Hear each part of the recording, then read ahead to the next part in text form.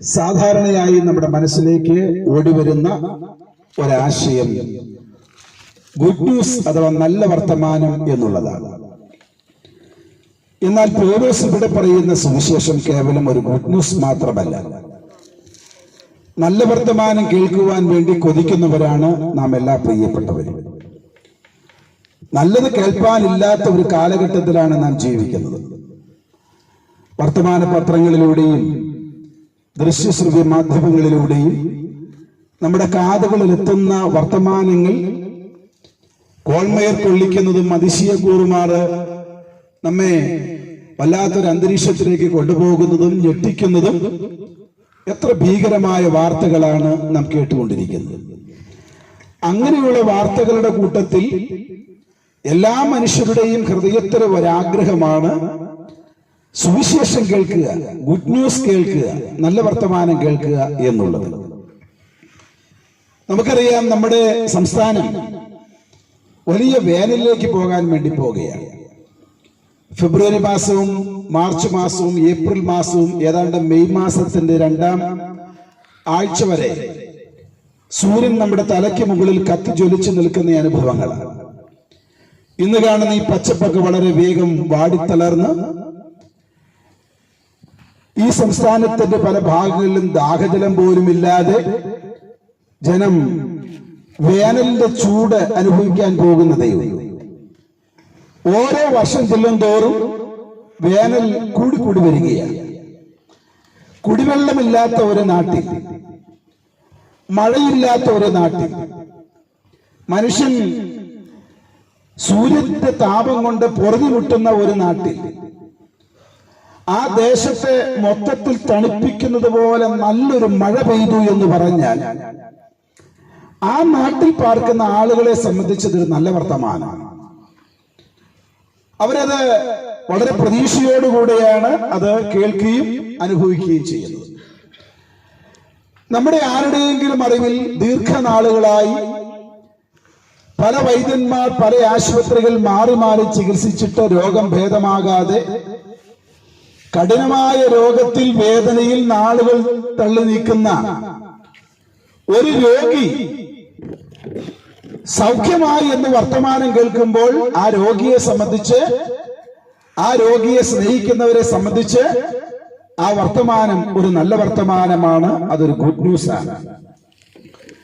വിവാഹാനന്തരം ദീർഘനാളുകൾ ഒരു തലമുറയ്ക്ക് വേണ്ടി പ്രാർത്ഥിച്ച് ആഗ്രഹിച്ച് അത് ലഭിക്കാതിരിക്കുന്ന മാതാപിതാക്കൾ, ഇനി മക്കളുണ്ടാകുമെന്ന പ്രതീക്ഷ പോലും അസ്ഥാനത്താകുമ്പോൾ ദൈവം അവരുടെ ദാമ്പത്യ ജീവിതത്തിൽ അവർക്ക് മക്കളെ നൽകുന്നത് അവരെ സംബന്ധിച്ച്, അവരുടെ മാതാപിതാക്കളെ, അവരുടെ സഹോദരങ്ങളെ, അവരെ സ്നേഹിക്കുന്നവരെ സംബന്ധിച്ച് ഒരു ഗുഡ് ന്യൂസ് ആണ്, ഒരു നല്ല വർത്തമാനമാണ്. യുദ്ധത്തിന്റെ കെടുതികൾ നാം അധികം അനുഭവിക്കുന്നില്ലെങ്കിലും ഇന്നും യുദ്ധത്തിന്റെ കെടുതികൾ അനുഭവിച്ചുകൊണ്ടിരിക്കുന്ന രാജ്യങ്ങളുണ്ട്. യുദ്ധത്തിന്റെ കെടുതികൾ അനുഭവിച്ച് മാതാപിതാക്കളെ നഷ്ടപ്പെട്ട്, സഹോദരങ്ങളെ നഷ്ടപ്പെട്ട്, യുദ്ധം മൂലം ദേശത്തുണ്ടാകുന്ന കെടുതികൾ അനുഭവിച്ച് നാട് വിട്ട് വീട് വിട്ട് പലായനം ചെയ്യേണ്ടി വന്ന് ദുരന്തത്തിലായിരിക്കുന്ന ഒരു ജനതയെ സംബന്ധിച്ചിടത്തോളം യുദ്ധം തീർന്നു എന്നുള്ളത് അവർക്കൊരു സന്തോഷ വർത്തമാനമാണ്. അവരെ സംബന്ധിച്ച് അതൊരു ഗുഡ് ന്യൂസ് ആണ്. അപ്പോൾ ഞാൻ ഈ പറഞ്ഞ കാര്യങ്ങളെല്ലാം ഗുഡ് ന്യൂസ് ആണ്, നല്ല വർത്തമാനമാണ്. എന്നാൽ സുവിശേഷം എന്നുള്ളത് ഇതുപോലെയുള്ള ഒരു നല്ല വർത്തമാനമല്ല. ഈ സുവിശേഷത്തെ കൊലോസ്യർ സഭയ്ക്ക് ലേഖനം എഴുതുമ്പോൾ പൗലോസ് വിശേഷിപ്പിക്കുന്നത് ആ സുവിശേഷം എന്ന് പറഞ്ഞുകൊണ്ടാണ്. ഇന്ന് വരെ നാം കേട്ടിട്ടുള്ള നല്ല സന്ദേശങ്ങളിൽ നിന്നെല്ലാം വ്യത്യസ്തമായി ജീവിതത്തിൽ എല്ലാവരും എല്ലായിടത്തുള്ള എല്ലാവരും അറിഞ്ഞിരിക്കേണ്ട, കേവലം മണ്ണോട് ചേരുന്നത് വരെയുള്ള മാനുഷിക ജീവിതത്തിന് ഉപയുക്തമായി മാറുന്നതല്ല, മരണത്തിനപ്പുറത്തും മനുഷ്യ ജീവിതത്തിന് അത്യന്താപേക്ഷികമായ ഒരു സന്ദേശം എന്ന നിലയിൽ സാധാരണ ഗുഡ് ന്യൂസിനേക്കാൾ വ്യത്യസ്തമാണ് സുവിശേഷം എന്നാണ് പൗലോസ് ഇവിടെ വ്യക്തമാക്കുന്നത്. അതുകൊണ്ടാണ് സുവിശേഷത്തിന് ആ സുവിശേഷം എന്നൊരു വിശദീകരണം പൗലോസ് നൽകുവാൻ ഇടയായി തീർന്നിട്ടുള്ളത്. സുവിശേഷത്തിന് രണ്ട് തലങ്ങളാണുള്ളത്. ഒന്നാമത് സുവിശേഷത്തിൽ ഒരു സന്ദേശമുണ്ട്. ആ സന്ദേശം നാം കേട്ടുകൊണ്ടിരിക്കുകയാണ്. ഇന്ന് ഈ ഗ്രാമത്തിന്റെ വിവിധ ഭാഗങ്ങളിൽ സഞ്ചരിച്ച് അനേക സ്ഥലങ്ങളിൽ സുവിശേഷത്തിന്റെ സന്ദേശം നാം ഈ ദേശത്തോട് അറിയിക്കുവാനിടയായി തീർന്നു. നാം ഇവിടെ ഈ സുവിശേഷ സന്ദേശം ദേശത്തിന് കൈമാറുമ്പോൾ ഇന്ന് ലോകത്തിന്റെ അനേക കോണുകളിൽ ധാരാളം സ്ഥലങ്ങളിൽ ഈ സുവിശേഷത്തിന്റെ സന്ദേശം ജനത്തോട് അറിയിച്ചുകൊണ്ടിരിക്കുകയാണ്. അപ്പൊ സുവിശേഷത്തിന്റെ ഒരു ഭാഗമാണ് സുവിശേഷത്തിന്റെ സന്ദേശം. എന്നാൽ ആ സുവിശേഷത്തിന് ഒരാളത്വമുണ്ട്. ഇവിടെ ബഹുമാനപ്പെട്ട ദൈവദാസൻ പ്രാരംഭത്തിൽ ആ സുവിശേഷത്തിന്റെ ആളത്വത്തെ സംബന്ധിച്ച് സൂചിപ്പിച്ചു കഴിഞ്ഞു. സുവിശേഷത്തിന്റെ ആളത്വം എന്താണ്? തിമോഥെയോസിന് ലേഖനം എഴുതുമ്പോൾ പൗലോസ് പറയുകയാണ്, ദാവീദിന്റെ സന്തതിയായി ജനിച്ച് മരിച്ച് അടക്കപ്പെട്ട് ഉയർത്തെഴുന്നേറ്റ യേശുക്രിസ്തുവിനെ ഓർത്തുകൊള്ളുക, അതാകുന്നു എന്റെ സുവിശേഷം. ഒറ്റവാക്കി പറഞ്ഞാൽ സുവിശേഷത്തിന്റെ ആളത്വം യേശുക്രിസ്തുവാണ്. സുവിശേഷത്തിന്റെ ആളത്വം യേശുക്രിസ്തുവിന്റെ ജനനമാണ്, യേശുക്രിസ്തുവിന്റെ ജീവിതമാണ്, യേശുക്രിസ്തുവിന്റെ ശുശ്രൂഷയാണ്, യേശുക്രിസ്തുവിന്റെ പ്രഭാഷണങ്ങളാണ്, യേശുക്രിസ്തുവിന്റെ മരണമാണ്, യേശുക്രിസ്തുവിന്റെ അടക്കമാണ്, യേശുക്രിസ്തുവിന്റെ ഉയർന്നെഴുന്നേൽപ്പാണ്, യേശുക്രിസ്തുവിന്റെ സ്വർഗാരോഹണമാണ്. ദൈവസഭയ്ക്ക് വേണ്ടി ഇന്നും പിതാവിന്റെ വലതുഭാഗത്ത് അവൻ ചെയ്തുകൊണ്ടിരിക്കുന്ന മധ്യസ്ഥ ശുശ്രൂഷയാണ്. അവിടെ കൊണ്ട് നിർത്തുവാൻ എനിക്ക് താല്പര്യമില്ല. ഈ ലോകത്തായിരിക്കുന്ന ദൈവസഭ അവനോട് കാത്തിരിക്കുന്നത് ആകാശവഹങ്ങളിൽ എത്രയും വേഗം പ്രത്യക്ഷപ്പെടാൻ പോകുന്ന ക്രിസ്തുവിനെയാണ്. ആ ക്രിസ്തുവിന്റെ വരവിലൂടെയാണ് സുവിശേഷം. സുവിശേഷം ഒരു ഭാഗമാണ് അതിന്റെ സന്ദേശമെങ്കിൽ ആ സുവിശേഷത്തിന് ഒരാളത്വം കൂടെയുണ്ട് എന്ന് ദൈവത്തിന്റെ വചനം നമ്മെ ഓർപ്പിക്കുക. അതുകൊണ്ട് പൗലോസ് പറയുകയാണ് ആ സുവിശേഷം. തുടർന്ന് ഈ വാക്കുകളിൽ തന്നെ സുവിശേഷത്തെ സംബന്ധിച്ച് പൗലോസ് പറയുന്ന ചില വിശദീകരണങ്ങൾ പരിമിതമായ സമയപരിധിക്കുള്ളിൽ ഓർപ്പിക്കുവാൻ ആണ് ഞാൻ ഇന്ന് രാത്രിയിൽ താല്പര്യപ്പെടുന്നത്. സുവിശേഷത്തിനൊരു ആളത്വമുണ്ടെങ്കിൽ ആ ആളത്വത്തോടുള്ള ബന്ധത്തിൽ സകല മനുഷ്യരുടെയും ഉത്തരവാദിത്വം എന്താണ്? യോഹന്നാന്റെ സുവിശേഷം 8-ാം അധ്യായം 24-ാമത്തെ വാക്യം. യോഹന്നാന്റെ സുവിശേഷം 8-ാം അധ്യായം 24-ാമത്തെ വാക്യം.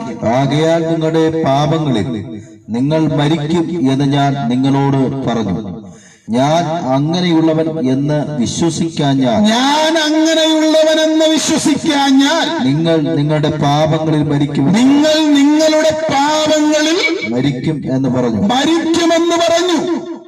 അപ്പൊ സുവിശേഷത്തിൽ ഒരു ആളത്വമുണ്ട്. ആ ആളത്വം ദാവീദിന്റെ സന്തതിയായി ജനിച്ച് മരിച്ച് അടക്കപ്പെട്ട് ഉയർത്തെഴുന്നേറ്റ ക്രിസ്തുവാണെങ്കിൽ സകല മനുഷ്യരോടുള്ള ബന്ധത്തിൽ ഭാഷാ വ്യത്യാസമില്ലാതെ, രാജ്യവ്യത്യാസമില്ലാതെ, സംസ്കാര വ്യത്യാസങ്ങളില്ലാതെ മനുഷ്യനായി പിറന്ന സകലരോടുള്ള ബന്ധത്തിൽ സുവിശേഷത്തിന് ആ വ്യക്തിയോട് ഒരു കടപ്പാടുണ്ട്. എന്താണ് കടപ്പാട്? ഞാൻ അങ്ങനെയുള്ളവനെന്ന് നിങ്ങൾ അറിയാതിരുന്നാൽ നിങ്ങൾ നിങ്ങളുടെ പാപങ്ങളിൽ മരിക്കും. സുവിശേഷ സന്ദേശം ഈ ദേശത്തോട് ഞങ്ങൾ വിളിച്ചു പറയുവാനുള്ള കാരണം യേശു ആരാണെന്നും യേശു എങ്ങനെയുള്ളവനാണെന്നും യേശു എന്ത് ചെയ്യുന്നവനാണെന്നും ഈ ദേശം അറിയണം. ഈ ദേശത്താരും അവരവരുടെ പാപങ്ങളിൽ മരിക്കാതെ ക്രിസ്തുവിനോട് ചേരുന്ന ജീവിതത്തിനുടമകളായി മാറണം.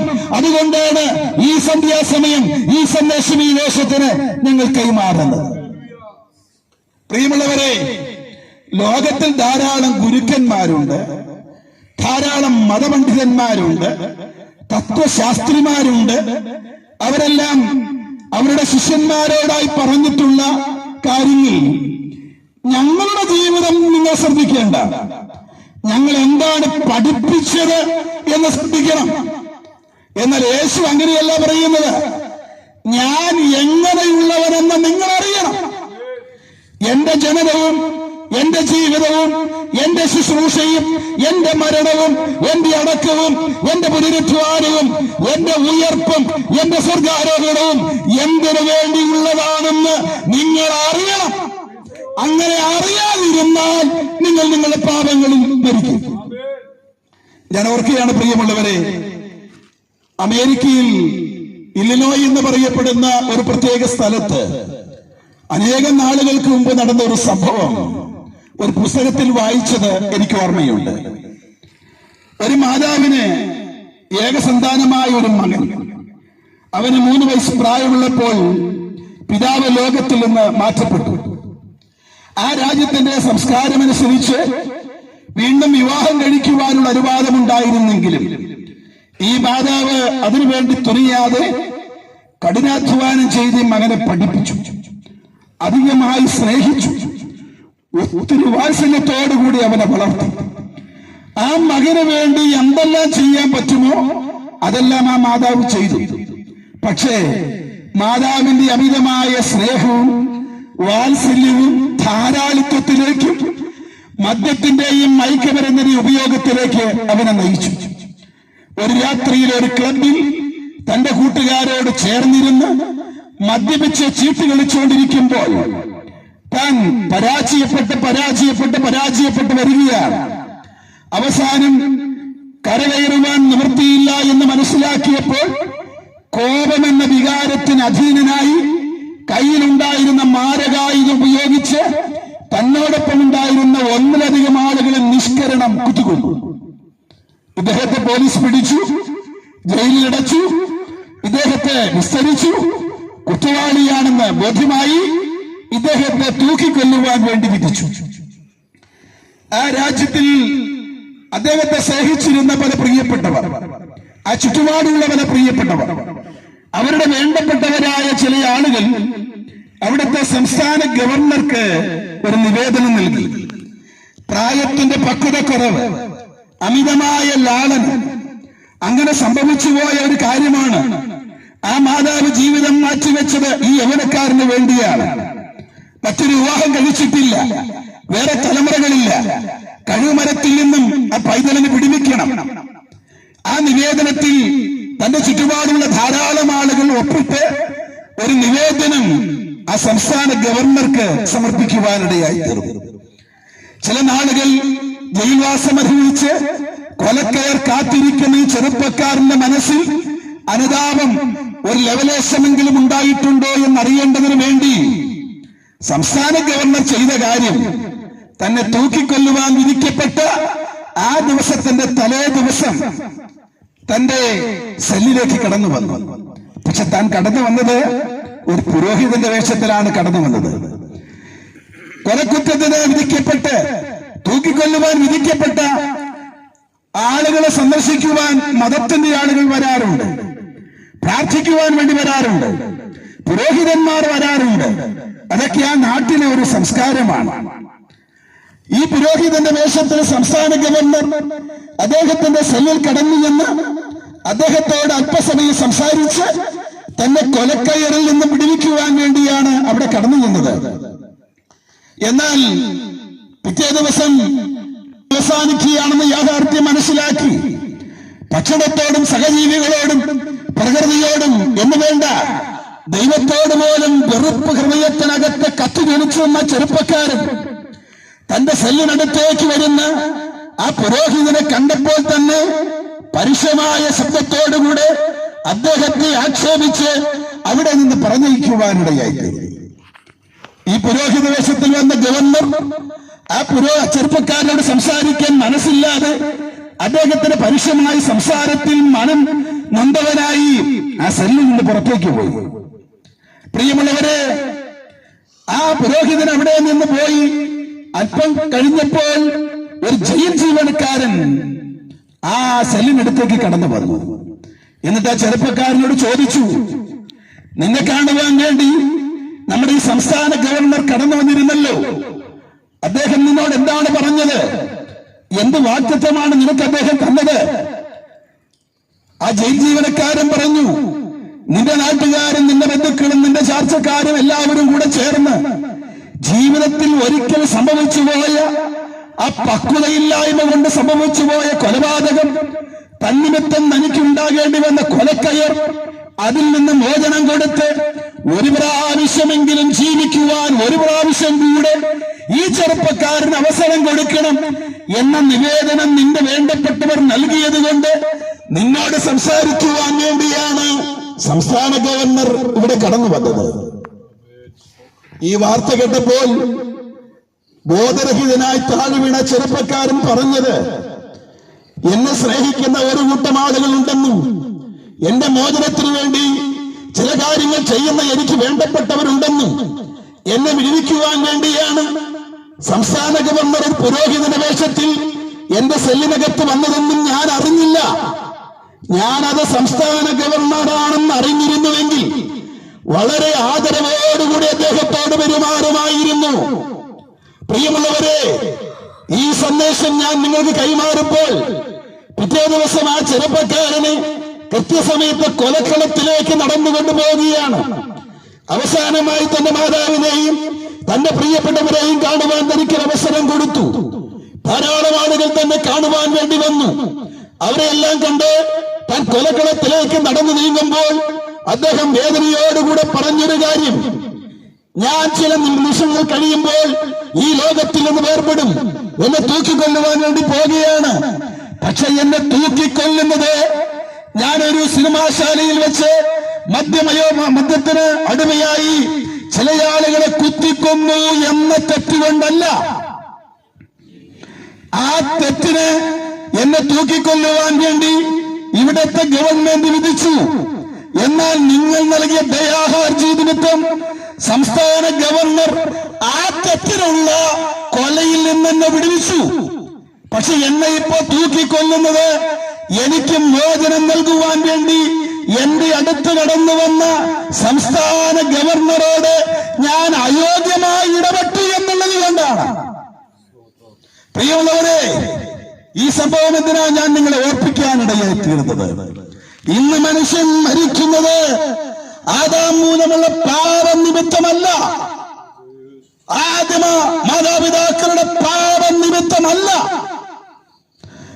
ഈ പാപത്തിന്റെ ഭീകരമായ അവസ്ഥയിൽ നിന്നും നരകത്തിൽ നിന്നും മനുഷ്യവർഗത്തെ രക്ഷിക്കേണ്ടതിനായി കടന്നു വന്ന യേശു ക്രിസ്തു എന്ന ആ സുവിശേഷത്തിന്റെ വ്യക്തിത്വത്തോട് അനാദരവോടെ ഇടപെടുക, ആ സുവിശേഷത്തെ അംഗീകരിക്കാതിരിക്കുക. ഇന്നൊരു മനുഷ്യൻ മരിച്ച് നരകത്തിലേക്ക് തിരിച്ചു പോയാൽ അതിന്റെ കാരണം അവന്റെ രക്ഷകനെ അവൻ അംഗീകരിക്കാത്തത് കൊണ്ടാണ്. പ്രിയമുള്ളവരെ, ആദാമി പാപനിമിത്ത സകല മനുഷ്യരും പാപികളായി. എന്നാൽ ആ പാപത്തിൽ നിന്ന് മനുഷ്യന് മോചനം നൽകുവാൻ യേശു കാൽവരി പരമയാഗമായി. ഇന്ന് പാപത്തിൽ ഒരാൾ മരിക്കുകയാണെങ്കിൽ അതിന്റെ കാരണം യേശുവിനെ രക്ഷകനായി സ്വീകരിക്കാത്തത് കൊണ്ടാണ്. യേശു ക്രിസ്തുവിടെ പറയുകയാണ്, ഞാൻ എങ്ങനെയുള്ളവനെന്ന് അറിയാതിരുന്നാൽ നിങ്ങൾ നിങ്ങളുടെ പാപത്തിൽ മരിക്കും. ഞങ്ങളെ ശ്രദ്ധിക്കുന്ന വട്ടവട ദേശവാസികളെ, നിങ്ങളോടൊരു കാര്യം ഇന്ന് രാത്രി ഞങ്ങൾ വിളിച്ചു പറയുകയാണ്. യേശുവിന്റെ ജനനം എന്തിനായിരുന്നു എന്നും, യേശുവിന്റെ ശുശ്രൂഷ എന്തിനായിരുന്നു എന്നും, യേശുവിന്റെ പ്രസംഗം എന്തിനായിരുന്നു എന്നും, യേശുവിന്റെ മരണം എന്തിനായിരുന്നു എന്നും, യേശുവിന്റെ ഉയർപ്പ് എന്തിനായിരുന്നു എന്നും, യേശു സ്വർഗാരോഹണം ചെയ്തത് എന്തിനായിരുന്നു എന്നും ഈ ദേശം അറിയാതിരുന്നാൽ ഈ ദേശക്കാർ അവരുടെ പാപത്തിൽ മരിക്കും. എന്നാൽ യേശു എന്ന വ്യക്തിത്വത്തെ എന്താണെന്ന് മനസ്സിലാക്കി അംഗീകരിക്കുവാൻ തയ്യാറാകുന്നവർ അവരുടെ പാപത്തിൽ നിന്ന് മോചനം പ്രാപിക്കുവാനിടയായിത്തീരും. Praise the Lord. സുവിശേഷം അതിന് ഒരു സന്ദേശമുണ്ട്, അതിന് ഒരു വ്യക്തിത്വമുണ്ട്. ആ വ്യക്തിത്വത്തെ അംഗീകരിക്കണം. അംഗീകരിക്കുമ്പോൾ പാപത്തിൽ നിന്ന് നമുക്ക് മോചനം പ്രാപിക്കുവാൻ ഇടയായി തീരുന്നു. രണ്ടാമതായി പറയുന്ന ഒരു കാര്യം, ആ സുവിശേഷം ഞങ്ങളുടെ അടുക്കലുമെത്തി. എല്ലായിടത്തും എത്തിയ സന്ദേശമാണിത്. ഒരു രാജ്യത്ത് മാത്രമല്ല, ഒരു ഭൂഖണ്ഡത്തിൽ മാത്രമല്ല, ഒരു ജനവിഭാഗത്തിന് വേണ്ടി മാത്രമല്ല, ലോകത്തിലെ സമസ്ത ജനവിഭാഗങ്ങളുടെയും ഇടയിലെത്തിയ സന്ദേശമാണിത്. ഇന്ത്യയിലെത്തി, ആഫ്രിക്കയിലെത്തി, അമേരിക്കയിലെത്തി, ഗൾഫ് രാജ്യങ്ങളിലെത്തി, എവിടെയെല്ലാം മനുഷ്യൻ പാർക്കുന്നുണ്ടോ അവിടെയെല്ലാം ഈ സുവിശേഷമെത്തി. വീടുകളിൽ ഈ സുവിശേഷമെത്തി, കവലകളിൽ ഈ സുവിശേഷമെത്തി, ജയിലുകളിൽ ഈ സുവിശേഷമെത്തി, തെരുവോരങ്ങളിൽ ഈ സുവിശേഷമെത്തി. ഈ സന്ദേശം കേൾക്കുന്നവരോട് ഞങ്ങൾ പറയുകയാണ്, ഒരിക്കൽ ജീവിതത്തിന്റെ അർത്ഥം എന്താണെന്ന് തിരിച്ചറിയുവാൻ കഴിയാതെ മുൻപോട്ട് പോകുമ്പോൾ ഞങ്ങളുടെ കാതുകളിൽ ഈ സുവിശേഷമെത്തി. ഇന്നുവരെയും ഈ സുവിശേഷം നിങ്ങളുടെ വീട്ടിലെത്തിയിട്ടില്ലെങ്കിൽ, നിങ്ങളുടെ ജീവിതത്തിലെത്തിയിട്ടില്ലെങ്കിൽ, നിങ്ങളുടെ കാതുകളെത്തിയിട്ടില്ലെങ്കിൽ, ഈ സുവിശേഷം ഒരു സന്ദേശം എന്ന നിലയിൽ നിങ്ങളുടെ അടുത്തേക്ക് കടന്നു വരികയാണ്. ഈ സുവിശേഷം എവിടെയെല്ലാം കടന്നു വന്നിട്ടുണ്ടോ അവിടെയെല്ലാം ഈ സുവിശേഷം വളരെ അനുഗ്രഹിക്കപ്പെട്ട മാറ്റങ്ങൾ വരുത്തിയിട്ടുണ്ട്. ഞാൻ ഓർക്കുകയാണ് പ്രിയമുള്ളവരെ, നാൽക്കവലകളിലും വീടുകളിലും സഭകളിലും മാത്രമല്ല ഈ സുവിശേഷം എത്തിയിട്ടുള്ളത്. ഈ സുവിശേഷം ജയിലുകളിൽ എത്തിയിട്ടുണ്ട്. എത്രയോ കുറ്റവാളികൾ, കൊലയാളികൾ, കൊടുഭീകരരെന്ന് ലോകം വിലയിരുത്തിയിരുന്ന ആളുകൾ ഈ സുവിശേഷ സന്ദേശം മൂലം രക്ഷിക്കപ്പെട്ടിട്ടുണ്ട്. ഭാരതത്തിലെ, പ്രത്യേകിച്ച് കേരളത്തിലെ ക്രൈസ്തവ സമൂഹത്തിന് സുപരിചിതമായ ഒരു ഗാനം. ആ ഗാനത്തിന് ഏകദേശം 100 പരം വയസ്സുണ്ട്. ആ ഗാനം എഴുതിയത് ഒരു ഇംഗ്ലീഷുകാരനായ മനുഷ്യനാണ്. ബ്രിട്ടീഷുകാർ ഈ രാജ്യം ഭരിച്ചുകൊണ്ടിരുന്ന സമയത്ത് അദ്ദേഹം ഒരു വിദേശ രാജ്യത്ത് നിന്നും സുവിശേഷം അറിയിക്കേണ്ടതിനായി നമ്മുടെ നാട്ടിൽ കടന്നു വന്നു. അദ്ദേഹം കണ്ണൂർ വന്ന് താമസിച്ചു. അവിടെ കുറെ നാൾ പ്രവർത്തിച്ചു. കാളവണ്ടിയുടെ സഹായത്തോടുകൂടി അവിടുന്ന് യാത്ര ചെയ്ത് അങ്ങ് പറവൂരിൽ വന്നു. ആ പ്രദേശങ്ങളിലെല്ലാം അദ്ദേഹം നടന്നു. മലയാള ഭാഷ പഠിച്ചു, ഭാഷാ വ്യാകരണം പഠിച്ചു, മലയാളത്തിൽ ഗാനങ്ങൾ എഴുതി, മലയാളത്തിൽ പ്രസംഗിച്ചു. ഒരു ദിവസം ഒരു ദൈവിക നിയോഗം എന്ന വണ്ണം ആ മനുഷ്യൻ പറവൂർ സെൻട്രൽ ജയിലിലേക്ക് കടന്നു ചെല്ലുകയാണ്. പറവൂർ സെൻട്രൽ ജയിലിൽ കടന്നു ചെന്ന് അവിടെയുള്ള കുറ്റവാളികളോട് അദ്ദേഹം സുവിശേഷം പങ്കുവച്ചു. അപ്പോൾ കാണാം, തൊട്ടടുത്ത ദിവസം ഒരു കൊലപാതകത്തിൽ പ്രതിയായ ഒരു ചെറുപ്പക്കാരൻ, അധികം ആരോട് സംസാരിക്കാത്ത, എപ്പോഴും പരുഷമായി മാത്രം ഇടപെടുന്ന ഒരു ചെറുപ്പക്കാരൻ, ഇദ്ദേഹത്തിന് പ്രത്യേകിച്ച് ദൈവാത്മാവിന്റെ പ്രേരണ ഉണ്ടായതുകൊണ്ട് ആ ചെറുപ്പക്കാരനെ അടുത്ത് ചെന്ന് സുവിശേഷം പറഞ്ഞു. ആ മനുഷ്യനെ തൂക്കിക്കൊല്ലുവാൻ ദിവസങ്ങൾ മാത്രമേ. ഒരു മനുഷ്യന്റെ മരണ ദിവസം കൃത്യമായി പറയാൻ പറ്റുന്നത് തൂക്കിക്കൊല്ലുവാൻ തൂക്കിക്കൊല്ലുന്നത്. അന്ന് വരെയും നിരാശയാണ് ജീവിച്ചത്. എന്നാൽ വി നാഗൽ സാഹിബ് എന്ന് പറയപ്പെടുന്ന ഈ സുവിശേഷകൻ ആ കൊലയാളിയായ തൂക്കിക്കൊല്ലുവാൻ വിധിക്കപ്പെട്ടിരിക്കുന്ന ആ മനുഷ്യനോട് സുവിശേഷം പ്രസംഗിച്ചു. ആ മനുഷ്യൻ നാഗൽ സാഹിബിന്റെ സുവിശേഷ സരസ്വതം കേട്ടുകൊണ്ടിരുന്നു. തന്റെ ഹൃദയത്തിനകത്ത് പാപബോധമുണ്ടായി. പോലീസ് അധികാരികൾക്ക്, ജയിലിലെ പോലീസ് മുറകൾക്ക് മാനസാന്തരം നൽകാൻ പര്യാപ്തമാകാതിരുന്ന ആ സംവിധാനങ്ങളെയെല്ലാം തോൽപ്പിച്ചുകൊണ്ട് നാഗൽ സാഹിബിന്റെ വായിൽ നിന്ന് നാവിലൂടെ ഉതിർന്നു വീണ യേശുവിനെ രക്ഷകനായി സ്വീകരിച്ച് അദ്ദേഹം യേശുവിന് വേണ്ടി ആ ജയിലിൽ വെച്ച് ജീവിതം സമർപ്പിച്ചു. നാഗൽ സാഹിബ് അവിടെ നിന്ന് കടന്നുപോയി. ചില ദിവസങ്ങൾ കഴിഞ്ഞപ്പോൾ ഈ മനുഷ്യനെ കൊല്ലുവാനുള്ള ദിവസമായി. അദ്ദേഹത്തെ രാവിലെ എഴുന്നേൽപ്പിച്ചു, അദ്ദേഹത്തെ കുളിപ്പിച്ചു, അദ്ദേഹത്തിന് വേണ്ട കാര്യങ്ങളെല്ലാം ചെയ്തു. ഒരു തൂക്കമരത്തിലേക്ക് നടത്തപ്പെടുന്ന മനുഷ്യന് ഗവൺമെന്റ് സംവിധാനം അനുസരിച്ച് ചെയ്യുന്ന കാര്യങ്ങളെല്ലാം ചെയ്തു. അവിടെ ഒരു എഞ്ചിനീയർ കടന്നു വന്നു. ആ തൂക്ക് മരത്തിലുള്ള ആ കയറും ആ സംവിധാനങ്ങളും ബലവത്താണെന്ന് പരീക്ഷിച്ച് ബോധ്യപ്പെടുത്തി. അദ്ദേഹം മരിക്കുവാൻ ആരോഗ്യമുള്ള മനുഷ്യനാണെന്ന് ഡോക്ടേഴ്സ് റിപ്പോർട്ട് നൽകി. ജില്ലാ ഭരണകൂടം, ജയിലധികാരികൾ എല്ലാവരും അവിടെ കടന്നു വന്നിരിക്കുകയാണ്. എല്ലാവരും ഒരുമിച്ച് അവിടെ കടന്നു വന്നിരിക്കുമ്പോൾ അദ്ദേഹത്തോട് ചോദിച്ചു, ഇനി നിന്റെ ജീവിതം നിമിഷനേരം മാത്രമേ ഉള്ളൂ. സമയത്തിന് ശേഷം നീ കൊലക്കയറിലേക്ക് നടന്നു പോകാൻ വേണ്ടി പോവുകയാണ്. അവസാനമായി എന്തെങ്കിലും കാര്യങ്ങൾ നിനക്ക് പറയാനുണ്ടോ അവർ വിചാരിച്ചു എന്തെങ്കിലും ഭക്ഷണം കഴിക്കണമെന്നോ, സഹോദരങ്ങളെയോ മാതാപിതാക്കളെയോ കാണണമെന്നോ, സ്നേഹിതരെ കാണണമെന്നോ, അങ്ങനെയുള്ള കാര്യങ്ങൾ പറയുമെന്നൊക്കെയാണ് വിചാരിച്ചത്. അപ്പോൾ ആ മനുഷ്യൻ അവരെയെല്ലാം അതിശയിപ്പിച്ചുകൊണ്ട് അവരോട് പറഞ്ഞു, എനിക്കൊരാളെ കാണണം. ആരാണ് അയാൾ? അദ്ദേഹം പറഞ്ഞു, അങ്ങ് പറവൂർ താമസിക്കുന്ന ഒരു സുവിശേഷകനുണ്ട്, ഒരു മിഷണറിയുണ്ട്. അദ്ദേഹത്തിന്റെ പേര് ഈ നാഗൽ സാഹിബ് എന്നാണ്. എന്നെ കൊലക്കളത്തിലേക്ക് നടത്തുന്നതിന് മുമ്പ് എനിക്ക് അദ്ദേഹത്തെ കാണണം. അതാണ് എന്റെ ജീവിതത്തിന്റെ അന്ത്യ അഭിലാഷം. അതാണ്. പെട്ടെന്ന് പോലീസ് സംവിധാനങ്ങൾ ഉണർന്ന് പ്രവർത്തിച്ചു. ഒരു വണ്ടി നാഗൽ സാഹിബിന്റെ അടുത്തേക്ക് പാഞ്ഞോടി അദ്ദേഹമായിട്ട് ഇവിടെ കടന്നു വന്നു. ഈ നാഗൽ സാഹിബിനെ കണ്ടപ്പോൾ തന്നെ ഈ മനുഷ്യൻ താൻ ഇരിക്കുന്ന ഇരിപ്പിൽ നിന്ന് എഴുന്നേറ്റ് നിന്നു. നാഗൽ സാഹിബ് അദ്ദേഹത്തിന്റെ അടുത്തേക്ക് ചെന്നു. രണ്ട് കൈകൾ കൊണ്ടും വാരിപ്പുണർന്ന് നാഗൽ സാഹിബ് എന്ന സുവിശേഷകന്റെ കവിളിലായിരം മുത്തങ്ങൾ ആവേശത്തോടുകൂടെ നൽകി. കെട്ടിപ്പിടിച്ചു നിന്നുകൊണ്ട് നാഗൽ സാഹിബിനോട് ആ മനുഷ്യൻ പറഞ്ഞ ഒരു വാചകം, അല്ലയോ സാറേ, നിങ്ങൾ ചില ദിവസങ്ങൾക്ക് മുമ്പ് ഈ ജയിലിൽ വന്നില്ലായിരുന്നുവെങ്കിൽ സുവിശേഷത്തിന്റെ വ്യക്തിത്വമായ യേശുക്രിസ്തുവിനെ അറിയാതെ ഞാൻ ഈ കാണുന്ന കൊലമരത്തിലേക്ക് കയറേണ്ടി വരുമായിരുന്നു. എന്നാൽ നിങ്ങൾ എന്നെ തേടിക്കടന്നു വന്നു, എന്നോട് സുവിശേഷം പറഞ്ഞു. ഞാൻ എന്റെ പാപങ്ങളിൽ മരിക്കാതെ പാപമോചനമുള്ളവനായി യേശു എന്റെ സ്വന്തമായി. എന്നിട്ട് അദ്ദേഹം പറഞ്ഞു, സാറേ, ആകെ അല്പസമയം മാത്രം എന്റെ യാത്ര തീരുവാൻ, ആകെ അല്പസമയം മാത്രം. സൂര്യഘടികാരത്തില് ആ ക്ലോക്കില് സൂര്യ ഇങ്ങനെ കറങ്ങിക്കൊണ്ടിരിക്കുകയാണ്. ഏതാനും ചില നിമിഷങ്ങൾ കൂടെ കഴിയുമ്പോൾ എന്റെ യാത്ര തീരും. മനുഷ്യന്റെ ഈ ലോകയാത്ര ആരംഭിക്കുന്നത് അവന്റെ ജനനത്തോടുകൂടെയാണെങ്കിൽ ഈ മനുഷ്യൻ പറയുകയാണ്, ആകെ അല്പനേരം മാത്രം എന്റെ യാത്ര തീരുവാൻ. എന്നിട്ട് അദ്ദേഹം പറയുകയാണ്, ഇപ്പോഴും ഈ ലോക ഗവൺമെന്റിന്റെ മുമ്പാകെ ഞാനൊരു കൊലയാളിയാണ്, ഞാനൊരു കുറ്റവാളിയാണ്. ഞാനൊരു കുറ്റവാളിയായതുകൊണ്ടാണല്ലോ ഇവിടുത്തെ കോടതി എന്നെ തൂക്കിക്കൊല്ലുവാൻ വേണ്ടി വിധിച്ചത്.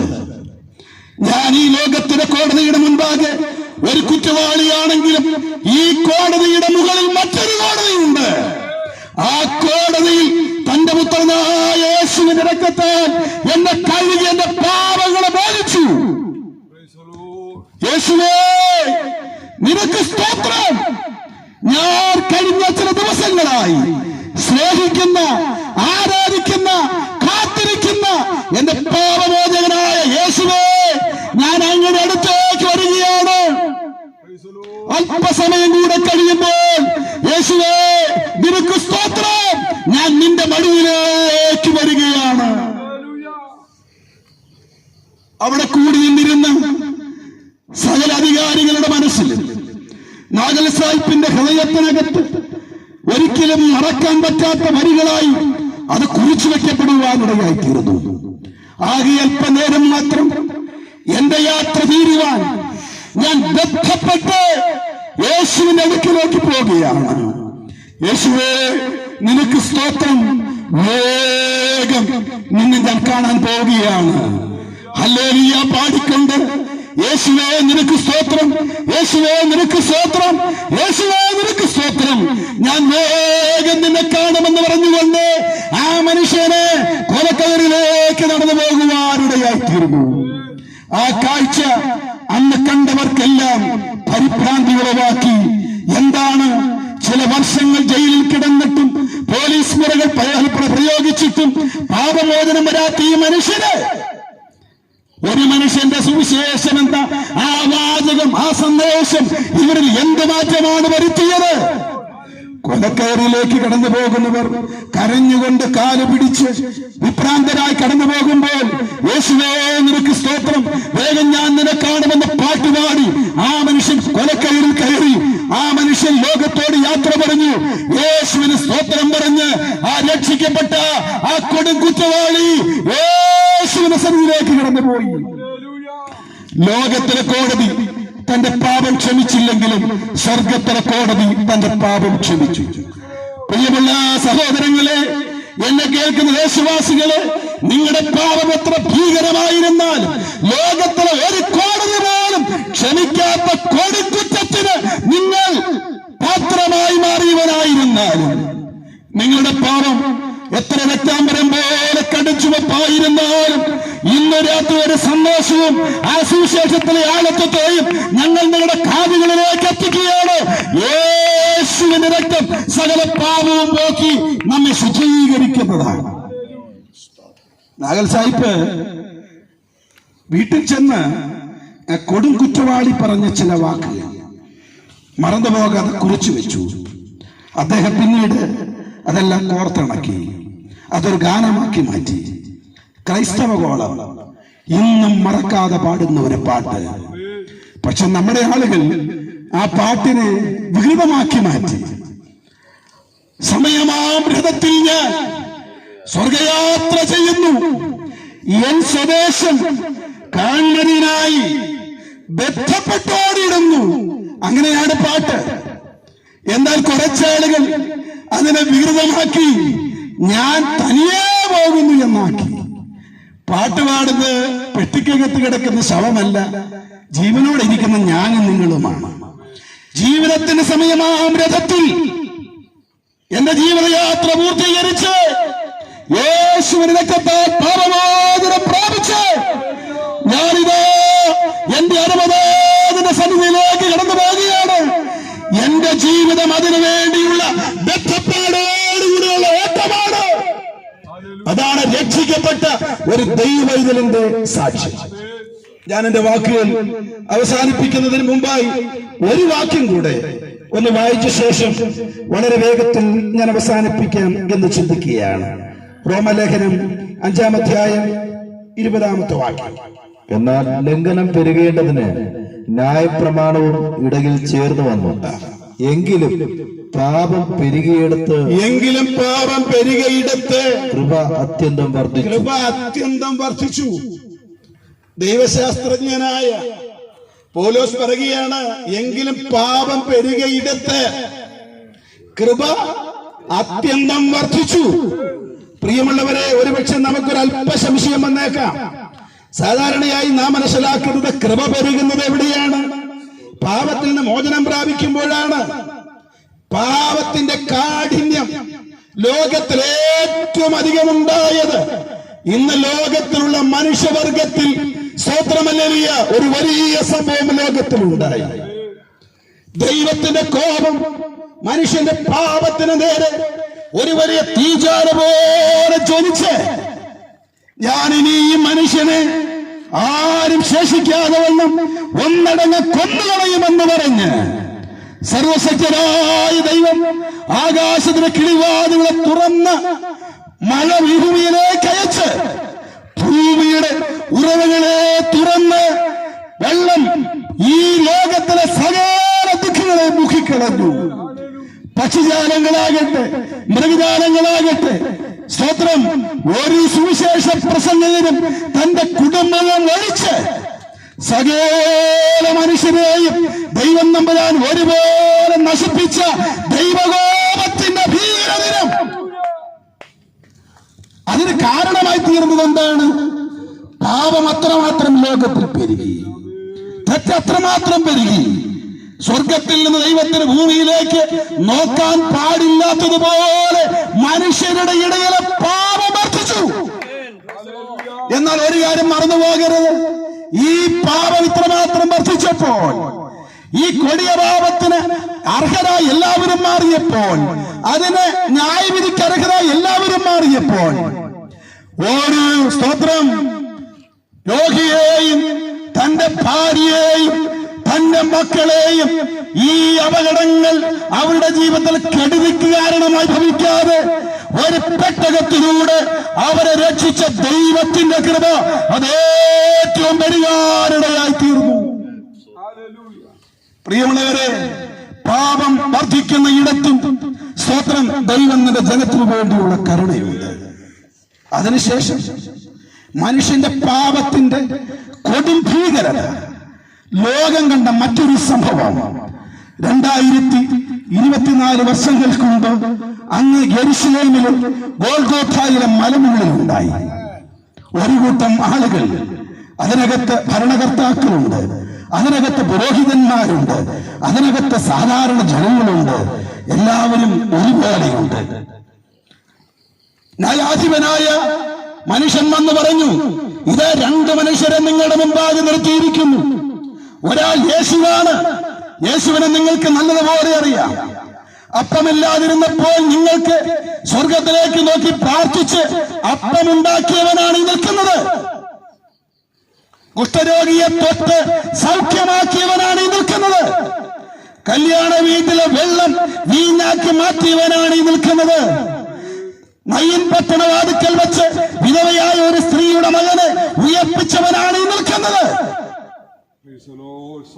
എന്നാൽ ഇതാ ഇപ്പറ ഒരാൾ നിൽക്കുന്നു, രാജ്യദ്രോഹിയായവൻ, ഏറ്റവും അധമമായി പാപം ചെയ്തവൻ, ആർക്കും വേണ്ടാത്തവൻ. എന്നിട്ട് അവരോട് ചോദിക്കുകയാണ്, മാനവകുലമേ, നിങ്ങൾക്ക് ആരെ വേണം? നിങ്ങൾക്ക് അപ്പം തന്ന, നിങ്ങളുടെ രോഗങ്ങളെ സൗഖ്യമാക്കിയ, നിങ്ങൾക്ക് നന്മ ചെയ്ത, നിങ്ങളുടെ മുറിവുകളെ കെട്ടിയ, നിങ്ങളുടെ കുഷ്ഠരോഗികളെ സൗഖ്യമാക്കിയ, നിങ്ങളുടെ മരിച്ചവരെ ഉയർപ്പിച്ച യേശുവിനെ വേണമോ? ഈ രാജ്യദ്രോഹിയായ ബർബാസിനെ വേണമോ? തീരുമാനിക്കാനുള്ള അവസരം ദൈവം അവർക്ക് നൽകി. അവരെന്താ ചെയ്തതെന്നറിയാവോ? അവര് പറഞ്ഞു, ഞങ്ങൾക്ക് യേശുവിനെ വേണ്ട, ഞങ്ങൾക്ക് ഈ കൊടുങ്കുറ്റവാളിയെ മതി, ഈ രാജ്യദ്രോഹിയെ മതി, ഈ അധർമ്മം പ്രവർത്തിക്കുന്നവനെ മതി, ഈ കൂട്ടക്കൊല ചെയ്യുന്നവനെ മതി. പ്രിയമുള്ളവരെ, നീതിയുടെ പുത്രനെ മനുഷ്യ സമുദായം, മതങ്ങൾ ഒരുമിച്ച്, പുരോഹിതന്മാർ ഒരുമിച്ച്, രാഷ്ട്ര നിയമങ്ങൾ ഒരുമിച്ച് ഒറ്റിക്കൊടുത്ത ഒരു ദിവസം, ഇത്രത്തോളം പാപം പെരുകിയ ഒരു ദിവസത്തിൽ ദൈവത്തിന്റെ കൃപ ഇറങ്ങിയത് എങ്ങനെയാണെന്നറിയാമോ? ആ കുരിശിൽ നിന്ന് താഴെ ഇറങ്ങാതെ തന്നെ ആ കുരിശിൽ കിടന്നുകൊണ്ട് കൊടും കുറ്റവാളിയായ ഒരുവനോട് യേശു പറയുകയാണ്, നീ ഇന്ന് എന്നോടുകൂടെ പരദീസയിലിരിക്കും. മതങ്ങളുടെ പ്രതിനിധികളും രാഷ്ട്രത്തിന്റെ പ്രതിനിധികളും സാധാരണ ജനതയുടെ പ്രതിനിധികളും എല്ലാവരും യേശുവിനെ തള്ളിക്കളഞ്ഞപ്പോൾ കൊടുംപാപിയായ ഒരു മനുഷ്യൻ മരക്കുരിശിൽ കിടന്നുകൊണ്ട്, നീ രാജ്യത്വം പ്രാപിച്ചു വരുമ്പോൾ എന്നെ കൂടെ ഓർക്കണമേ എന്ന് നിലവിളിച്ചു. അവന് ദൈവത്തിന്റെ കൃപ ഏറ്റവും പെരുകിയിട്ട് അവനെ അന്ന് തന്നെ യേശു തമ്പുരാൻ പറഞ്ഞു, നീ എന്നോടുകൂടെ പരദീസയിലിരിക്കും. എന്നെ കേൾക്കുന്ന ദേശവാസികളെ, ഞാൻ ഇന്ന് നിങ്ങളുടെ മുൻപാകെ ലോകരക്ഷകനായ യേശുവിനെ, പാപം പരിഹരിക്കുന്നവനായ യേശുവിനെ, രോഗം മാറ്റുന്നവനായ യേശുവിനെ, മരിച്ചവരെ ഉയർപ്പിക്കുന്നവനായ യേശുവിനെ, കുഷ്ഠരോഗിയെ സൗഖ്യമാക്കുന്നവനായ യേശുവിനെ നിങ്ങളുടെ മുൻപാകെ വരച്ചു കാണിക്കുന്നു. മറ്റൊരു ഭാഗത്ത് ലോകത്തിന്റെ സകല അധർമ്മങ്ങളും നിങ്ങളുടെ മുൻപാകെയുണ്ട്. ലോകത്തിലെ കൊലപാതകങ്ങൾ നിങ്ങളുടെ മുൻപാകെയുണ്ട്, മോഷണങ്ങൾ നിങ്ങളുടെ മുൻപാകെയുണ്ട്, ആഭിചാര വ്യഭിചാരങ്ങൾ നിങ്ങളുടെ മുൻപാകെയുണ്ട്. നിങ്ങൾക്ക് തീരുമാനിക്കാം ഏത് വേണമെന്ന്. ആര് ഈ രാത്രിയിൽ ഞങ്ങൾക്ക് യേശുവിനെ വേണമെന്ന് പറയാൻ തയ്യാറാകും? ഒരുപക്ഷെ ലോകം നിന്നെ കള്ളനെന്ന് വിളിച്ചാലും, ചെയ്ത കുറ്റത്തിന് കാൽവരി ക്രൂശിൽ കയറേണ്ടി വന്നവനാണെങ്കിലും, ഈ കിടപ്പിൽ കിടന്നുകൊണ്ട് യേശുവേ, ഞാൻ പാപിയാണ്, ഞാൻ അനുഭവിക്കേണ്ട ശിക്ഷയാണ് ഞാൻ അനുഭവിച്ചുകൊണ്ടിരിക്കുന്നത്, എന്നെ കൂടെ ഓർക്കണമേ എന്ന് ഒരു വാക്ക് പ്രാർത്ഥിക്കുവാൻ ഈ ദേശത്ത് ആരെങ്കിലും തയ്യാറാകുമോ? അങ്ങനെ തയ്യാറായാൽ അവരെ ഇന്ന് പകൽക്കാലം, ഈ രാത്രികാലം, ഈ സമയം തന്നെ അവരുടെ സകല പാപങ്ങളിൽ നിന്ന് രക്ഷിച്ച് ദൈവത്തിലാക്കി മാറ്റുവാൻ യേശുവിന്റെ രക്തത്തിന് സാധിക്കും.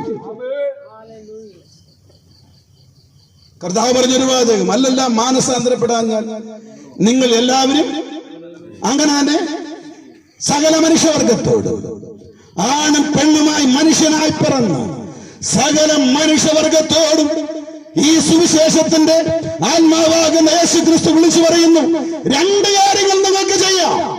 ഒന്നുകിൽ നിങ്ങൾക്ക് മാനസാന്തരപ്പെടാം, അല്ലെങ്കിൽ നിങ്ങൾക്ക് നിങ്ങളുടെ പാപങ്ങളിൽ നശിച്ചു പോകാം. ദേശവാസികളെ, നിങ്ങൾക്ക് ഏതാണ് വേണ്ടത്? പാപങ്ങളിൽ മരിക്കണമോ? നിങ്ങൾക്ക് മാനസാന്തരപ്പെടണമോ? ഇന്ന് നിങ്ങൾക്ക് ആ തീരുമാനമെടുക്കാം. ആ തീരുമാനം ഏതെടുത്താലും അത് നിന്റെ നിത്യതയെ ബാധിക്കുന്നതാണ്.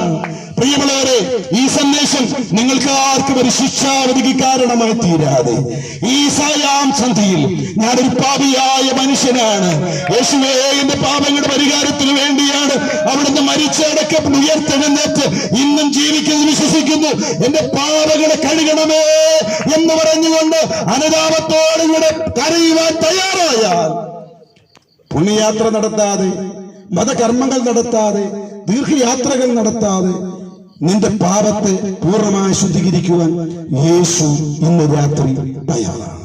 ഒരാളെങ്കിലും നിങ്ങൾക്ക് ആരെ വേണം? ലോകത്തിന്റെ പാപത്തെ വേണമോ, ദൈവത്തനായ യേശു ക്രിസ്തുവിനെ വേണമോ? അതിനുള്ള സ്വാതന്ത്ര്യം കർത്താവ് നിങ്ങൾക്ക് തന്നിരിക്കുകയാണ്. ഞാനെന്റെ സന്ദേശം ഇവിടെ അവസാനിപ്പിക്കുന്നു. ഇനി ഒരു പക്ഷേ ഈ സന്ദേശം ജീവിതത്തിൽ ഒരിക്കലും കേൾക്കുവാൻ അവസരമുണ്ടായി എന്ന് വരികയില്ല. ഒരുപക്ഷെ ഇത് അവസാന സമയമായിരിക്കാം. ഈ തെരഞ്ഞെടുപ്പ് നിത്യതയെ ബാധിക്കുന്നതാണ്. എന്താണ് വേണ്ടത് എന്ന് തീരുമാനിച്ചുകൊണ്ട് നിങ്ങളുടെ ജീവിതം ദൈവമുൻപാകെ സമർപ്പിക്കപ്പെട്ടവരായി മുന്നേറുവാൻ കർത്താവ് നിങ്ങളെ സഹായിക്കട്ടെ. ഞങ്ങളുടെ പ്രാർത്ഥന, ഈ പ്രദേശത്തുള്ള ഒരൊറ്റ മനുഷ്യൻ പോലും തങ്ങളുടെ പാപങ്ങളിൽ മരിക്കരുത്. പാപങ്ങളിൽ നിന്ന് മോചനം പ്രാപിച്ച് മാനസാന്തരപ്പെട്ട് ഒരു ദൈവവേദനായി മാറുവാൻ ഈ ദേശവാസികളെ ഈ സന്ദേശത്തിലൂടെ ആഹ്വാനം ചെയ്തുകൊണ്ട് ഞാൻ എന്റെ വാക്കുകൾ അവസാനിപ്പിക്കുന്നു. സർവശക്തനായ ദൈവം നിങ്ങൾ എല്ലാവരെയും ധാരാളമായി അനുഗ്രഹിക്കുമാറാകട്ടെ. ആമേൻ.